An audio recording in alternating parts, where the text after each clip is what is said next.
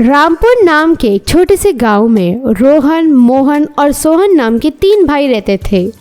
उन 3 भाइयों की शादी हो गई थी। रोहन, मोहन और सोहन अलग अलग घर में रहते थे, मगर वो मिलकर खेती का काम करते थे। एक बार रोहन आकर मोहन और सोहन से कहता है, सुनो मेरे भाइयों, हम लोग अब खेती का काम नहीं कर सकते हैं। हर साल कम बारिश पड़ने के कारण फसल को पानी नहीं मिल रहा है। इस कारण हमारी फसल उजड़ रही है और हमें बहुत नुकसान हो रहा है। रोहन की बात सुनकर मोहन कहता है, हाँ रोहन, तुम सही कह रहे हो। हर साल हम लोग अपने पैसे देकर नुकसान में जा रहे हैं और ऊपर से हमारी मेहनत भी बेकार हो रही है। इस तरह ये तीनों सोचते हुए रहते हैं और तभी मोहन के दिमाग में एक उपाय आता है। सुनो भाइयों, तुम्हें तो पता ही है कि मेरे पास बहुत सारे बकरियां हैं। क्यों ना हम लोग उन बकरियों से मटन बिरयानी का कारोबार करें? अरे हाँ, तुम सही कहते हो। और मेरे पास तो चावल का खेत है और हम लोग उस चावल का इस्तेमाल भी कर सकते हैं। मोहन और सोहन की बात सुनकर रोहन कहता है, अरे वाह, ये तो बहुत अच्छा आइडिया है। और आप लोगों को तो पता ही है कि मुझे पकवान बहुत अच्छे से आता है और मैं हर रोज़ मटन बिरयानी बनाऊंगा। इस तरह ये तीनों बात करते हैं और उस गांव में एक बड़ी बिरयानी होटल लगाते हैं। हर सुबह उठकर मोहन मटन लेकर आता है, सोहन अपने खेत से बासमती चावल लेकर आता है। वो दोनों अपनी दुकान पहुंचते हैं, तब रोहन मटन और चावल को लेकर मटन बिरयानी पकाता है। कुछ देर में मटन बिरयानी पक जाती है और उसकी खुशबू पूरी गांव में फैल जाती है।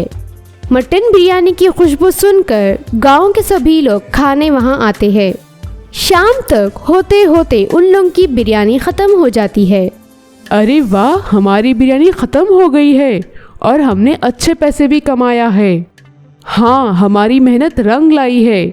हमने खेती का काम छोड़कर अच्छा किया है। अब हम लोग जिंदगी भर यही काम करेंगे और पैसे कमाएंगे। ये कहकर वो तीनों अपने अपने घर चले जाते हैं। इस तरह कुछ दिन गुजर जाते हैं और वो तीनों भाइयों का व्यापार अच्छे से चल रहा होता है। शाम होने पर वो तीनों पैसे बांट लेते हैं और अपने अपने घर चले जाते हैं। मैं तो हमेशा मटन लेकर आता हूँ और मटन बहुत महंगा होता है, इस लिहाज से मुझे ज़्यादा पैसे मिलना चाहिए। मैं एक काम करता हूँ, कल से मैं अपना खुद का बिरयानी होटल खोलूँगा और सारे पैसे अपने पास रख लूँगा। इस तरह रोहन भी अपने घर पहुंचकर कहता है, तीनों में पैसे बांटने के बाद मेरे पास बहुत कम पैसे बच रहे हैं। बिरयानी तो मैं ही पकाता हूँ और क्योंकि मेरा पकवान बहुत अच्छा है, इसीलिए गाँव वाले आकर खा रहे हैं। कल से मैं इन दोनों से अलग होकर अपनी खुद की होटल खोलूँगा और वहाँ इससे भी ज़्यादा स्वादिष्ट बिरयानी पकाऊंगा। इधर सोहन भी घर पहुंचकर सोचता है, मोहन तो मटन लाता है और रोहन पकाता है, मगर मैं पहले खेती करके चावल उगाता हूँ और फिर वो चावल यहाँ लाता हूँ। इस कारण मैं इन दोनों से ज़्यादा मेहनत कर रहा हूँ। इस कारण मुझे ज़्यादा पैसे मिलना चाहिए। अच्छा, तो मैं कल से अलग हो जाता हूँ और अपनी खुद की दुकान लगाता हूँ।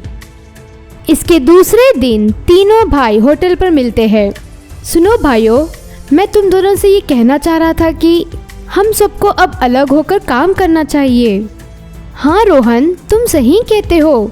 मैं भी यही बात सोच रहा था कि अब हम लोगों को अलग होकर काम करना चाहिए। इस तरह वो तीनों अलग हो जाते हैं और अपना खुद का होटल लगा लेते हैं। एक तरफ मोहन अपनी मटन बिरयानी की होटल लगाता है और पकवान करता है। क्या भाई, कितना बकवास बिरयानी बनाई है आपने, मुझे ये बिल्कुल पसंद नहीं आया है। मोहन का पकवान अच्छा ना होने के कारण ग्राहक वहां आना बंद कर देते हैं। इसकी दूसरी ओर रोहन दुकान जाकर मटन और चावल लाता है और पकाना शुरू करता है। क्या भाई, कितनी देर से इंतज़ार करा रहे हो, अब मुझसे और बैठा नहीं जाता है, मैं जा रहा हूँ। इस तरह लोग इंतज़ार कर कर के वहाँ से चले जाते हैं। इसके बाद सोहन की दुकान पर वो बिरयानी पकाता है और दिन भर अकेले मेहनत करने के कारण वो बीमार हो जाता है। इससे परेशान होकर वो तीनों भाई एक जगह मिलते हैं।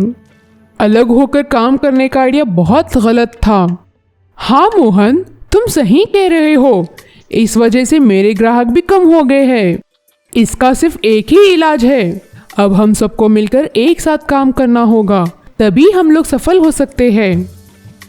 इस तरह वो तीनों एक साथ काम करना शुरू करते हैं और एक बड़ी होटल लगाते हैं और एक सफल जीवन बिताते हैं।